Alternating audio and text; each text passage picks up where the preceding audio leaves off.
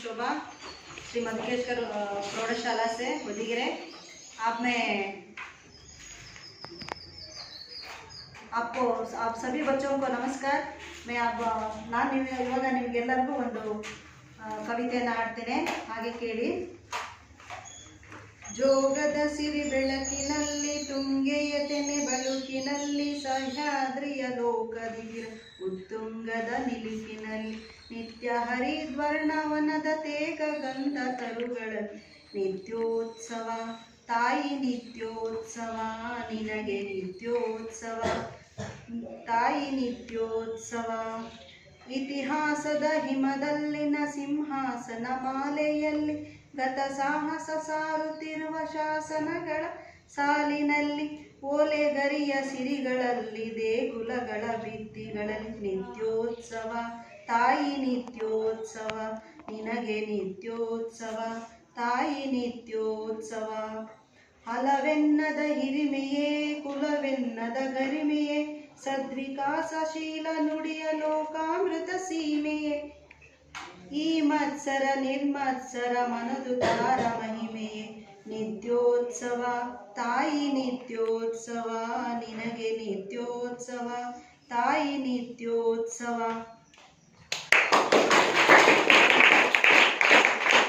Thank you ಮಕ್ಕಳ. ನಾನಿವತ್ತು ನಿಮಗೆ ಯಾವ ಪದ್ಯ ಮಾಡ್ತಾ ಇದ್ದೀನಿ ಹೇಳಿ ನೋಡೋಣ. ಜೈ ಜೈ ಭಾರತ್ ಮಾತಾ.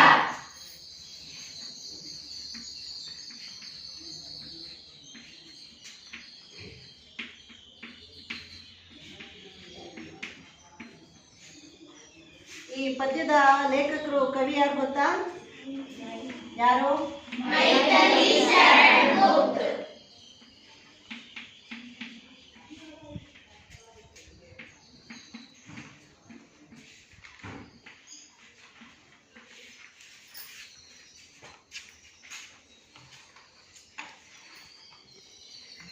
कविता सुनने से पहले आप एक बार कवि का चित्र देख लीजिए, बाद में मैं उसका ಪರಿಚಯ करा दूँ. ನೋಡಿ ಮಕ್ಕಳ, ಈ ಚಿತ್ರದಲ್ಲಿ ಈ ಬಿಳಿ ಟೋಪಿಯನ್ನು ಹಾಕೊಂಡಿದ್ದಾರಲ್ಲ ಅವರೇ ಮೈಥಿಲಿ ಶರಣಗುಪ್ತರು. ಯಾರು ಇವರು? ನೋಡಿದ್ರಾ? ಚೆನ್ನಾಗಿದ್ದಾರಾ? ಕೈ ಮುಗಿರಿ ಎಲ್ಲರೂ. ಇವ್ರ ಹಾಗೆ ನೀವು ಕೂಡ ಜೀವನದಲ್ಲಿ ಏನಾದರೂ ಸಾಧನೆ ಮಾಡಲಿ ಅಂತ ಆಶಿಸ್ತಾ ಈಗ ಕವಿ ಪರಿಚಯನ ಮಾಡ್ತೇನೆ. ಒಂದ್ಸಲ ಟೆಕ್ಸ್ಟ್ ಬುಕ್ ನೋಡ್ಕೊಳ್ಳಿ ಮಕ್ಕಳ.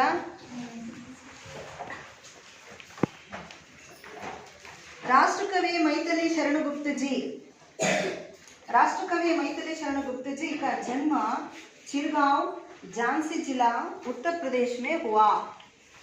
उनके पिता श्री सेठ रामचरण भी ब्रजभाषा के कवि थे. आचार्य महावीर प्रसाद द्विवेदी जी का आपके साहित्यिक गुरु थे. अपने प्रबंध काव्यों तथा खंड काव्यों की रचना की है. खड़ी बोली के विकास में गुप्त जी का योगदान अन्यतम है. साहित्यिक सेवा के सम्मानार्थ सन 1961 में उन्हें पद्म भूषण उपाधि मिली थी. साकेत महाकाव्य पर आपको मंगल प्रसाद पारितोषिक मिला था. आप राज्यसभा के मनोनीत सदस्य रहे. पंचवटी जयद्रथवध रंग में भंग भारत भारती अनग नहुष आदि आपकी महत्वपूर्ण कृतियाँ हैं. आपकी भाषा सरल सरस और शैली रोचक है. ಮಕ್ಕಳ ನೋಡಿ, ಇದು ಕವಿ ಪರಿಚಯ. ರಾಷ್ಟ್ರಕವಿ ಮೈಥಿಲಿ ಶರಣಗುಪ್ತರವರು 1886ರಲ್ಲಿ ಚಿರ್ಗಾಂವ್ ಅನ್ನುವಂಥ ಹಳ್ಳಿಯಲ್ಲಿ ಚಿರ್ಗಾಂವ್ ಅನ್ನುವಂಥ ಒಂದು ಜಿಲ್ಲೆಯಲ್ಲಿ ಝಾನ್ಸಿ ಅನ್ನುವಂತಹ ಹಳ್ಳಿಯಲ್ಲಿ ಹುಟ್ಟುತ್ತಾರೆ.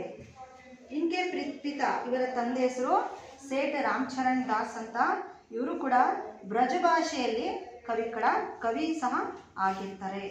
ಆಚಾರ್ಯ ಮಹಾವೀರ್ ಪ್ರಸಾದ್ ದ್ವಿವೇದಿ ಜಿಕೆ ನೋಡಿ, ಆಚಾರ್ಯ ಮಹಾವೀರ್ ಪ್ರಸಾದ್ ದ್ವಿವೇದಿ ಅನ್ನೋರು ತುಂಬ ದೊಡ್ಡ ಕವಿಯವರು. ಅರ್ಥ ಆಯ್ತಾ?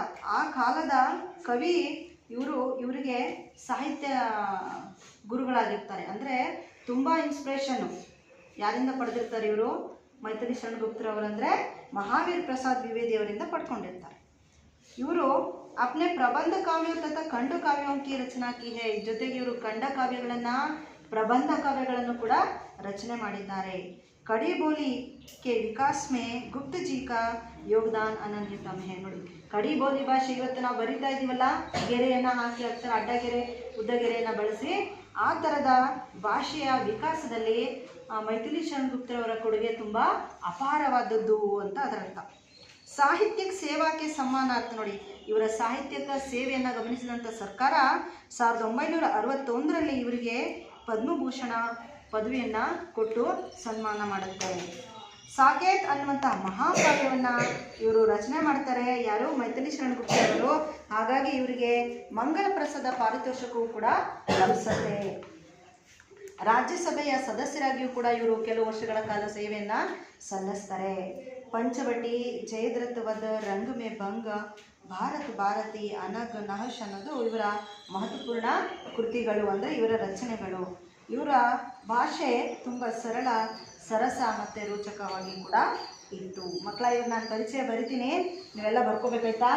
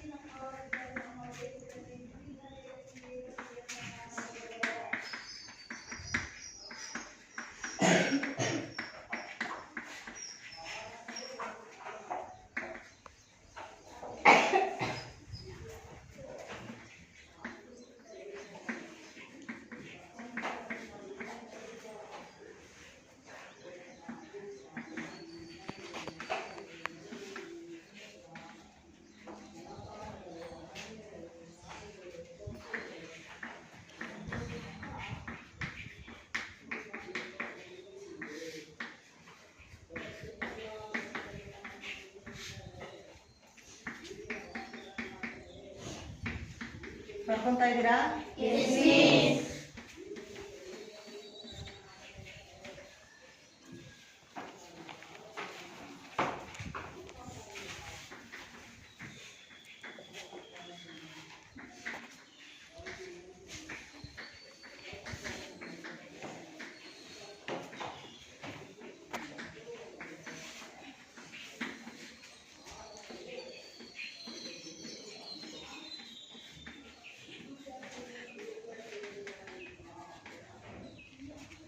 ನೋಡಿ, मैथिली शरण गुप्त जी का जन्म सन 1886 में चिरवा झांसी जिला उत्तर प्रदेश में हुआ।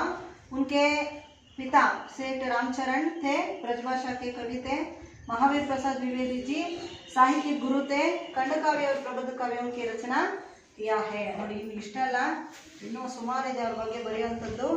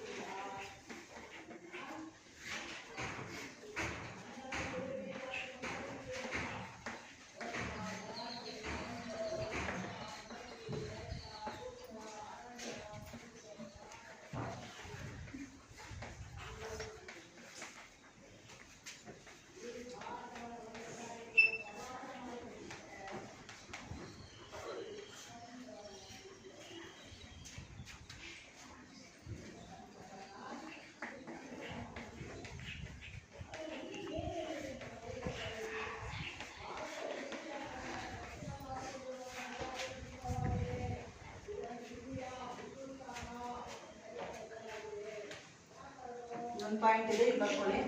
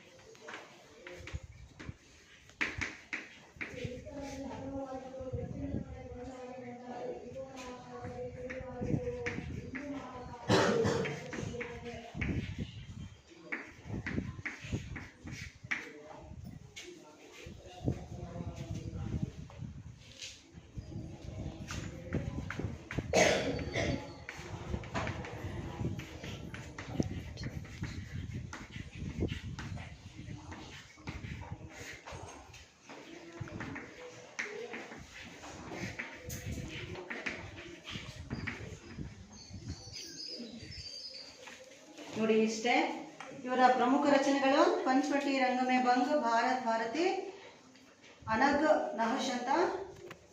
राज्यसभा के मनोनीत सदस्य भी थे. ರಾಜ್ಯಸಭೆಯ ಸದಸ್ಯರು ಕೂಡ ಆಗಿ ಇವರು ಸೇವೆಯನ್ನು ಸಲ್ಲಿಸುತ್ತಾರೆ ಅಂತ ಇಷ್ಟೊಂದು ಬರ್ಕೊಳ್ಳಿ. ಬರ್ಕೊಂಡಾದ್ಮೇಲೆ ಯಾರಾದರೂ ಒಬ್ರು ಓದ್ಬೇಕಲ್ಲ ಏನು ಬರ್ಕೊಂಡ್ರಿ ಅಂತ. ಯಾರಾದರೂ ಸರಿ ಒಬ್ರು ಓದ್ರಿ ಒಟ್ಟು.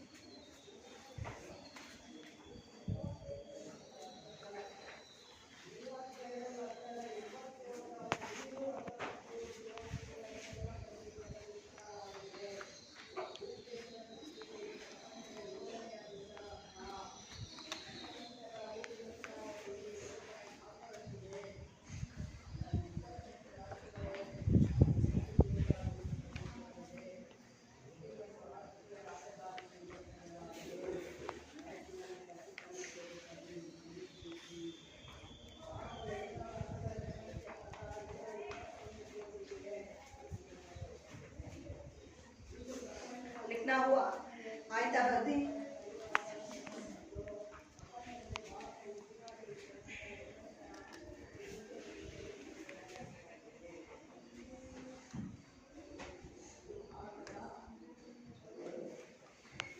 ಬರ್ದಾಯ್ತಾ? ಓದ್ತೀರಾ ಯಾರಾದ್ರೂ?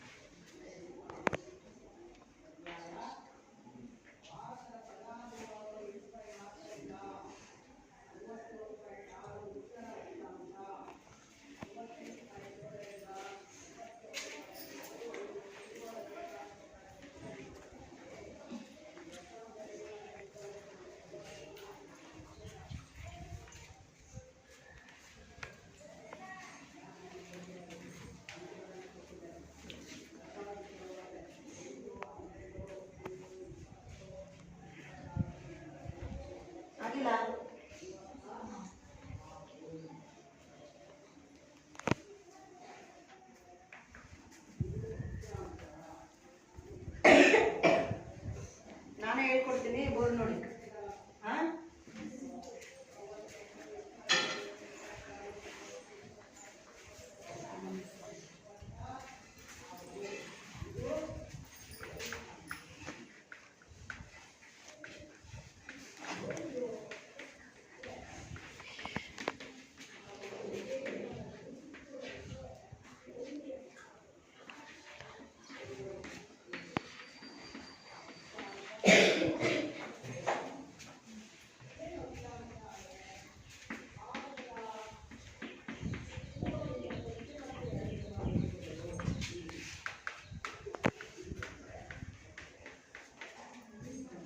ಸರಿ ಬೋರ್ಡ್ ನೋಡ್ಕೊಳ್ಳಿ ಹೇಳ್ತೀನಿ.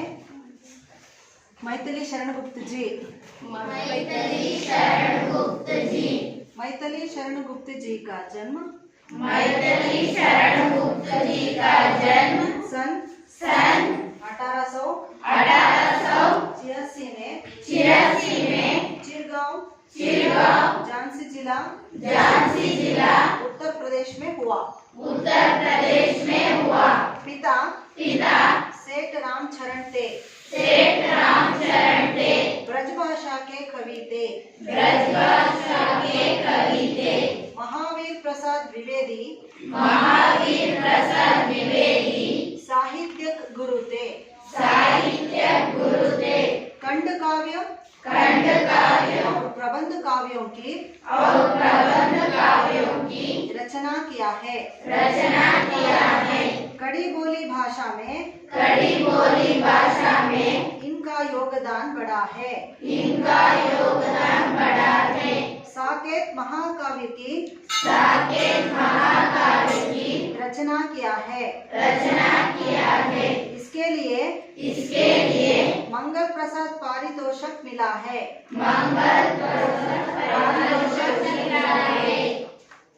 रचनाएं पंचवटी रंग में भंग भारत भारती अनग नहुष राज्यसभा के मनोनीत सदस्य भी थे।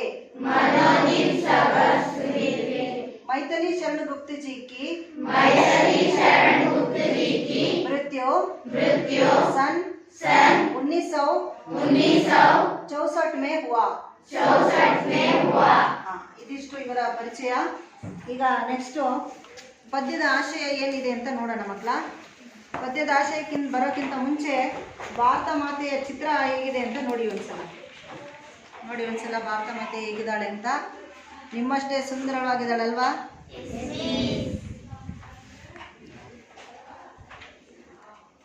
ನೋಡಿದ್ರಾ? ಈಗ ಈ ಪದ್ಯದ ಆಶಯವನ್ನ ತಿಳ್ಕೊಳ್ಳೋಣ, ಏನಿದೆ ಇದ್ರ ಆಶಯ ಅಂತ. आशय कवि इस कविता में ಭಾರತ್ ಮಾತಾ का गुणगान कर रहे हैं. ಮೊದಲನೇ ಉದ್ದೇಶ ಏನಪ್ಪ ಅಂತಂದರೆ, ಈ ಪದ್ಯ ಕೊಟ್ಟಿರೋದು ಉದ್ದೇಶ ಏನು ನಿಮಗೆಲ್ಲ ಅಂತಂದರೆ, ಮೊಟ್ಟ ಮೊದಲಿಗೆ ಕವಿ ಈ ಪದ್ಯದಲ್ಲಿ ಭಾರತ ಮಾತೆಯ ಗುಣಗಾನವನ್ನು ಮಾಡ್ತಾರೆ. ಅರ್ಥ ಆಯ್ತಾ? ಅವಳು ಎಷ್ಟು ಮಹಾನಳು, ಮಹಾ ವ್ಯಕ್ತಿ ಅನ್ನೋದನ್ನು ನಮಗೆ ತೋರಿಸ್ಕೊಡ್ತಾರೆ. कवि प्रार्थना कर रहे हैं कि इस देश के पावन अंग में अंधकार हटे और ज्ञान मिले. ಮತ್ತು ಕವಿ ಏನಂತ ಪ್ರಾರ್ಥನೆ ಮಾಡ್ಕೊಳ್ತಾರಪ್ಪ ಅಂತಂದರೆ, ಈ ದೇಶದ ಪವಿತ್ರವಾದಂತಹ ಅಂಗಳದಲ್ಲಿ ಅಜ್ಞಾನ ಅಳಿಸೋಗ್ಬೇಕು, ಜ್ಞಾನ ಅನ್ನೋದು ಎಲ್ಲರೂ ಕೂಡ ಲಭಿಸ್ಬೇಕು ಅಂತ. ಅಜ್ಞಾನ ಅಳಿಸೋಗ್ಬೇಕಂದ್ರೆ ಏನು ಮಾಡಬೇಕು? ನೀವು ಪುಸ್ತಕಗಳನ್ನು ಹೆಚ್ಚು ಓದಬೇಕು, ಮಾತಾಡೋದನ್ನು ಕಡಿಮೆ ಮಾಡಬೇಕು. ಪುಸ್ತಕದ ಜೊತೆಗೆ ಫ್ರೆಂಡ್ಶಿಪ್ ಜಾಸ್ತಿ ಮಾಡಿದ್ರೆ ಜ್ಞಾನ ತಾನಾಗೆ ಹೆಚ್ಚುತ್ತೆ. सब लोग मिलजुल कर भारत माता के यश की गाथा गाए. ಎಲ್ಲರೂ ಸೇರಿಕೊಂಡು ಭಾರತ ಮಾತೆಯ ಯಶಸ್ಸಿನ ಗೀತೆಗಳನ್ನು ಹಾಡಬೇಕು. ಆ ರೀತಿ ಹೇಳೋದ್ರಿಂದ ಕೂಡ ನಾವು ದೇಶಕ್ಕೆ ಒಂದು ರೀತಿಯ ಸೇವೆಯನ್ನು ಸಲ್ಲಿಸಿದ ಹಾಗೆ ಆಗುತ್ತೆ. ಯಾರಾದರೂ ನಮ್ಮ ತಾಯಿಗೆ ಬೈದರೆ ನಾವು ಸುಮ್ಮನಿರ್ತೀವಾ? ಹಾಗೆಯೇ ನಮ್ಮ ದೇಶಕ್ಕೆ, ನಮ್ಮ ಭಾರತ ಮಾತೆಗೆ ಬೈದರೂ ಕೂಡ ನಾವು ಸುಮ್ಮನೆ ಇರಬಾರ್ದು. ಅರ್ಥ ಆಯ್ತಲ್ಲ? ಈ ಪದ್ಯ ನೋಡ್ಕೊಳ್ಳಿ ನನಗೆ. जय जय भारत माता, ऊंचा हिया हिमालय तेरा, उसमें कितना स्नेह भरा, दिल में अपने आग दबाकर रखता हमको हरा भरा, सौ तुमसे बह बह कर हे पानी फूटा आता, जय जय भारत माता. कमल खिले तेरे पानी में, धरती पर है आम फले, इस दानी आंचल में देखो कितने सुंदर भाव फले, बाई बाई मिल रहे सदा ही, टूटे कभी न नाता, जय जय भारत माता.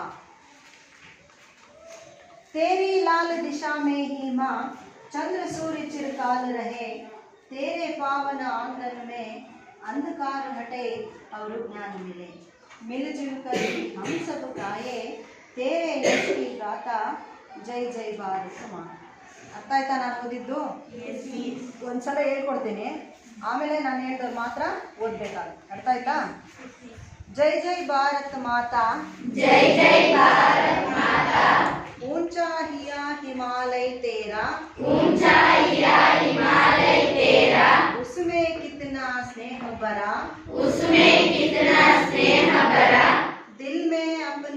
आग दबाकर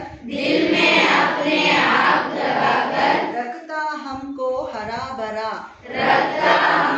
हरा भरा सौ सौ सोतों से बह बहकर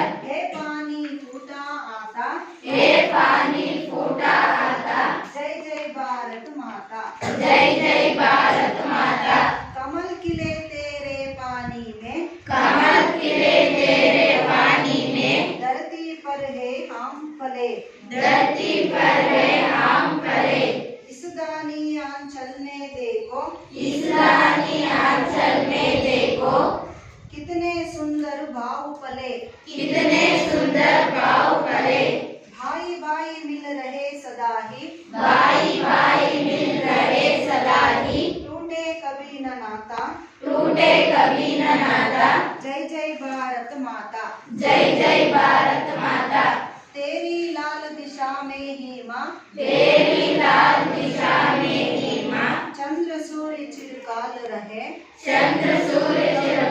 रहे तेरे पावन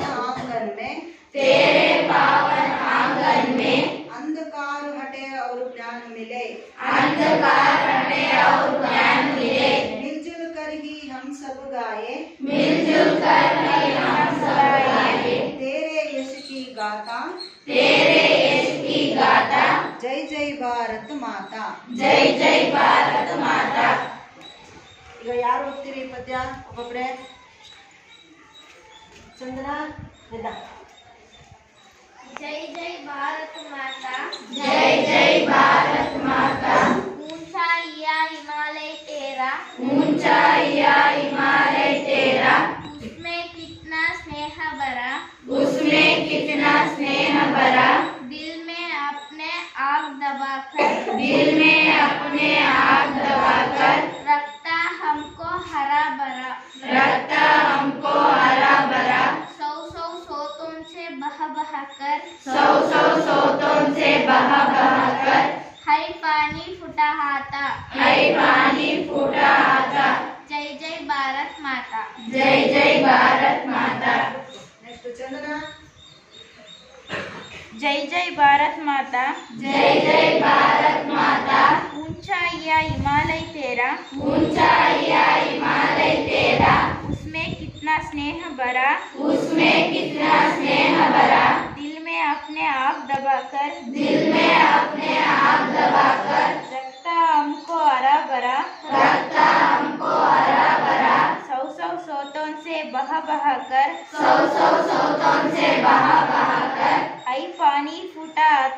आई पानी फूटा आता जय जय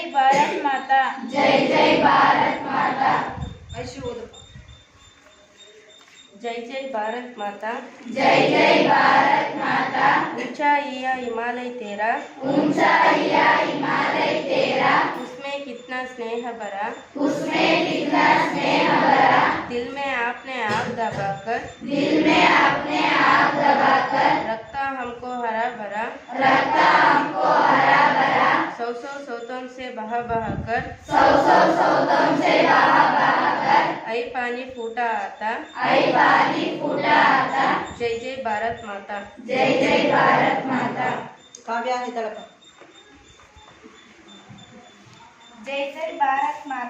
जय जय भारत माता ऊंचा या हिमालय तेरा उसमें कितना स्नेह भरा दिल में आपने आग दबाकर रखता हमको हरा भरा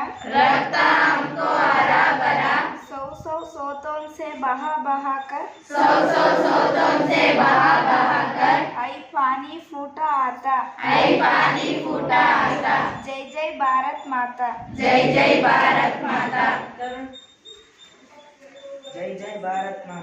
जय जय भारत माता ऊंचा या हिमालय तेरा उसमें कितना स्नेह भरा दिल में अपने आग दबाकर रखता हमको हरा भरा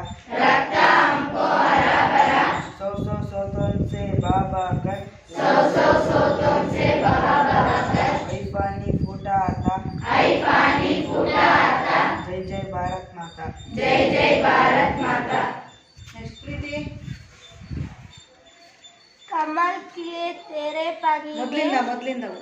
जय जय भारत माता, जय जय भारत माता।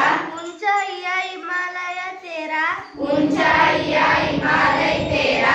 उसमें कितना स्नेह भरा, उसमें कितना स्नेह भरा। दिल में अपने हाथ दबाकर, दिल में अपने हाथ दबाकर। रखता हमको हरा भरा, रखता हमको हरा भरा। सौ सौ सोतों से बहा बहाकर, सौ सौ सोतों से बहा बहाकर। ऐ पानी फूटा आता, ऐ पानी फूटा आता।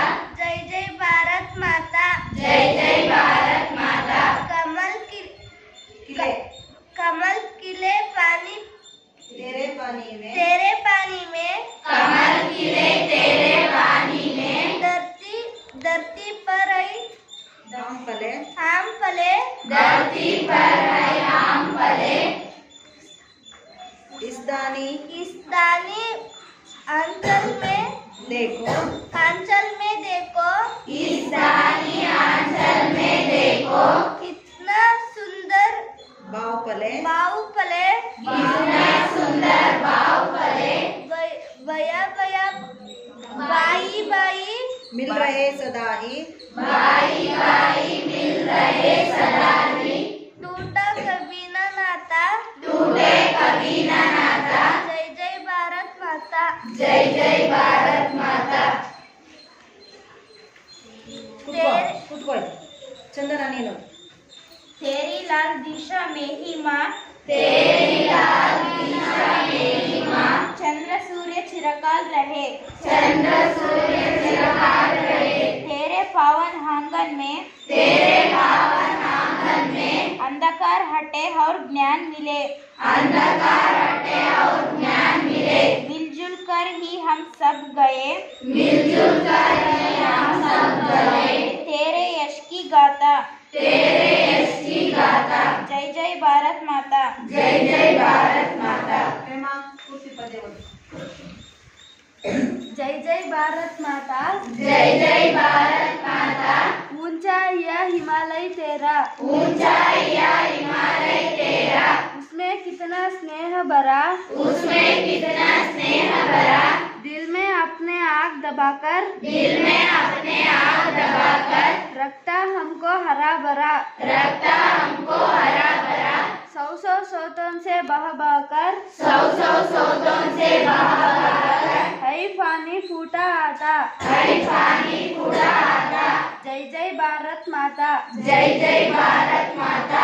कमल खिले तेरे पानी में, कमल खिले तेरे पानी में। धरती पर आई आम फले, धरती पर आई आम फले। इस दानी आंचल में देखो, इस दानी आंचल में देखो। कितने सुंदर बाव फले, कितने सुंदर बाव फले। बाई बाई मिल रहे सदा ही, बाई बाई मिल रहे सदा ही। टूटे कभी ना नाता, टूटे कभी ना नाता। जय जय भारत माता, जय जय भारत माता। तेरी लाल दिशा में, तेरी लाल दिशा में ही माँ, तेरी लाल दिशा में ही माँ। सूर्य चंद्र सूर्य चिरकाल रहे, चंद्र सूर्य चिरकाल रहे। तेरे पावन आंगन में, तेरे पावन आंगन में। अंधकार हटे और ज्ञान मिले, अंधकार हटे और ज्ञान मिले। मिलजुल कर ही हम सब गाए, मिलजुल कर ही हम सब गाए। तेरे यश की गाथा, तेरे यश की गाथा। जय जय भारत माता, जय जय भारत माता। ಲಕ್ಷ್ಮೀದೇವಿ ಇದ್ದಾಳೆ. जय जय भारत माता, जय जय भारत माता। ऊंचा या हिमालय तेरा, ऊंचा या हिमालय तेरा। उसमें कितने स्नेह भरा, उसमें कितना स्नेह भरा। दिल में अपने आग दबाकर, दिल में अपने आग दबाकर। रखता हमको हरा भरा, रखता हमको हरा भरा। सौ सौ सोतों से बहा बहाकर, सौ सौ सोतों से बहा बहाकर। ऐ पानी फूटा आता, ऐ पानी फूटा आता। जय जय भारत माता, जय जय भारत माता। कमल खिले तेरे पानी में, कमल खिले तेरे पानी में। धरती पर है हम फले, धरती पर है हम फले। इस गानी आंचल में देखो, इस गानी आंचल भाव फले, कितने सुंदर भाव फले। बाई बाई मिल रहे सदा ही, बाई बाई मिल रहे सदा ही। टूटे कभी न नाता, टूटे कभी न नाता। जय जय भारत माता, जय जय भारत माता। तेरी लाल दिशा में ही माँ, तेरी लाल दिशा में ही माँ। चंद्र सूर्य चिरकाल रहे, चंद्र सूर्य चिरकाल रहे। तेरे पावन आंगन में, तेरे पावन आंगन में। अंधकार हटे और ज्ञान मिले, अंधकार हटे और ज्ञान मिले। मिलजुल कर ही हम सब गाए, मिलजुल कर ही हम सब गाए। तेरे यश की गाए गाए गाता तेरे यश की गाता। जय जय भारत माता, जय जय भारत माता। ಸರಿ ಮಕ್ಕಳ, ಈಗ ಪದ್ಯ ಚೆನ್ನಾಗಿ ಓದಿದ್ರೆ ನೀವು ಇದನ್ನು ನಾವು ಅನುಕರಣ ವಾಚನ ಅಂತ ಕರಿತೇವೆ. ಈಗ ನೆಕ್ಸ್ಟು ಪದ್ಯದ ಶಬ್ದಾರ್ಥಗಳನ್ನು ಬರೀತೀನಿ, ಅದನ್ನು ನೀವು ಬರ್ಕೊಳ್ಳಿ. ಏನೇನು ಶಬ್ದಗಳು, ಹೊಸ ಶಬ್ದಗಳು ಬರುತ್ತೆ ಈ ಪದ್ಯದಲ್ಲಿ ಅಂತ. ಆಮೇಲೆ ನಾನು ನಿಮಗೆ ಅರ್ಥ ಭಾವಾರ್ಥನ ಹೇಳ್ತೀನಿ, ಆಯಿತಾ? ಬರ್ಕೊಳ್ಳಿ ಇದೆಲ್ಲ.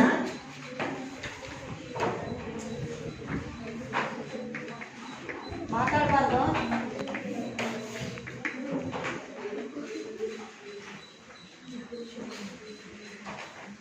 ಇಯ ಇಯ ಅಂದ್ರೆ ಏನು? ಹೃದಯ.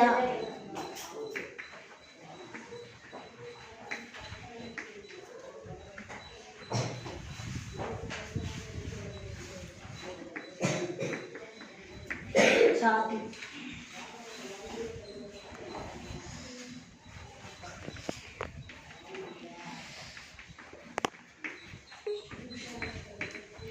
ಆಮೇಲೆ ಹೇಳ್ಕೊಡ್ತೀನಿ ಇದನ್ನ ಒಂದ್ಸಲ, ಬರ್ಕೊಳ್ಳಿ ಈಗ ನೀಟಾಗಿ.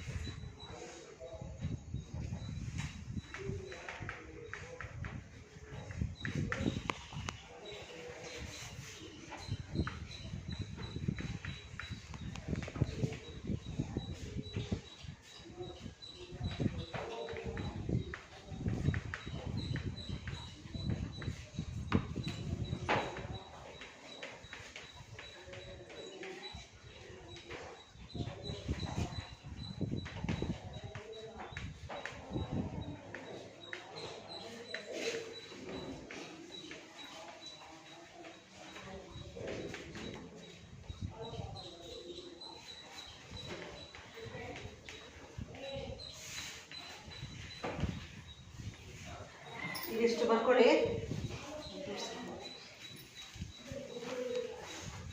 ಬೇಗ ಬೇಗ ಬರ್ಕೋಬೇಕು, ಬರೀ ಒಂದು ಪೀರಿಯಡ್ ಇದಕ್ಕೆ ಮಾಡಬೇಡಿ. ಸ್ಪಷ್ಟವಾಗಿ ಬರ್ಕೊಳ್ಳಿ. ಬರ್ಕೊಂಡು ತಗೊಂಡೋಗಿ ಮನೆಗೆ ಮುಚ್ಚಿಡೋದಲ್ಲ, ಮತ್ತೆ ನೋಡ್ಕೋಬೇಕು.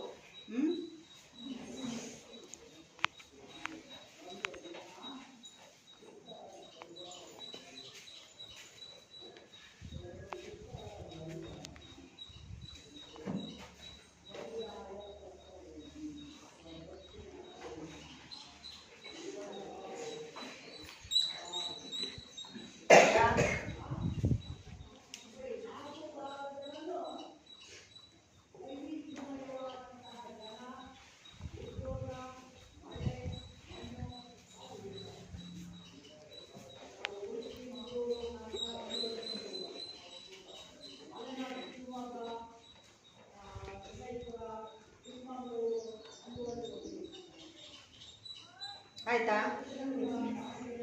ಸರಿ, ಈಗ ಬೋರ್ಡ್ ನೋಡಿ ಒಮ್ಮೆ ಹಂಗೆ ಹೇಳ್ಕೊಡ್ತೀನಿ. ಹಿಯಾ ಹೃದಯ छाती वृक्षस्थल सीना सोत स्त्रोत मूल आंचल दामन पल्ला छोर नाता संबंध रिश्ता यश कीर्ति गाथा कथा दानी हल्का हरा रंग मनोनीत चुना हुआ नामांकित ನೋಡಿ ಕನ್ನಡದಲ್ಲಿ ಹೇಳ್ತೀನಿ. ಹಿಯ ಅಂದ್ರೆ ಹೃದಯ, ನಿಮ್ಗೆಲ್ಲರಿಗೂ ಹೃದಯ ಇದೆಯಲ್ಲ, ತುಂಬಾ ಜೋಪಾನವಾಗಿ ಇಟ್ಕೋಬೇಕಾಯ್ತಾ? ನೆಕ್ಸ್ಟ್ ಛಾತಿ ಅಂತಂದ್ರೆ ವೃಕ್ಷಸ್ಥಳ ಎದೆ ಭಾಗವನ್ನ ಛಾತಿ ಅಂತ ಕರಿತೇವೆ. ಸೋತ್ ಅಂದ್ರೆ ಸ್ತ್ರೋತ್ ಅಂದ್ರೆ ಮೂಲ ಅಂತ, ಯಾವ ಮೂಲದಿಂದ ಬಂತು ನೀರು ಅಂತ ಅದರ ಅರ್ಥ. ಆಂಚಲ್ ಅಂದ್ರೆ ದಾಮನ್ ಪಲ್ಲ, ನೋಡಿ ಇದು ಸೀರೆ ತಾನೆ, ಇದನ್ನ ಏನಂತ ಹೇಳ್ತೀವಿ ಕನ್ನಡದಲ್ಲಿ? ಏನಂತೀವಿ ಇದಕ್ಕೆ? ಸೆರ್ಗು. ಅದನ್ನೇ ಕನ್ನಡದ ಹಿಂದಿಯಲ್ಲಿ ನಾವು ಪಲ್ಲ ಅಥವಾ ಚೋರ್ ಅಂತ ಕರಿತೇವೆ. ಅರ್ಥ ಆಯ್ತಲ್ಲ?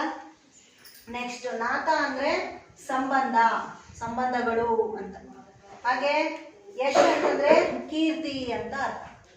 ಹಾಗೆ ಗಾಥ ಅಂದ್ರೆ ಕತೆ ಅಂತ, ಭಾರತ ಮಾತೆ ಕಥೆಗಳನ್ನ ನೀವು ಹೇಳ್ಬೇಕು ಅಂತ. ಮುಂದೆ ದಾನಿ ಅಂತಂದ್ರೆ ಹಲ್ಕಾ ಹರ ಅಂದ್ರೆ ತುಂಬಾ ತೆಳು ಹಸುರಿನ ಬಣ್ಣ ಅಂತ. ಚೆನ್ನಾಗಿರುತ್ತಾ ತುಂಬಾ ತೆಳು ಹಸುರಿನ ಬಣ್ಣ? ಒಂದು ಉದಾಹರಣೆ ಕೊಡಿ ನೋಡೋಣ, ಎಲ್ಲಿ ನೋಡಿದ್ದೀರಿ ಅಂತ? ಹೊರಗಡೆ ಗಿಡಗಳನ್ನ ನೋಡಿದ್ದೀರಾ? ಸರಿ.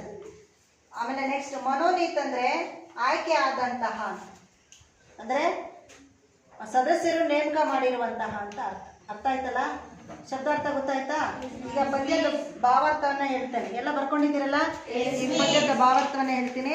ಹಾಗೆ ಎಲ್ಲ ನಿಮ್ಮ ಟೆಕ್ಸ್ಟ್ ಬುಕ್ ನೋಡ್ಕೊಳ್ಳಿ.